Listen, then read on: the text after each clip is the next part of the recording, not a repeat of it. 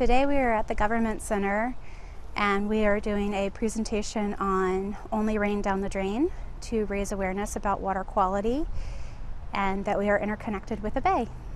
This message will appear when it is raining, and hopefully that will be a fun reminder to people who are coming to the Government Center that rainwater is not treated and we are all interconnected with our waterways.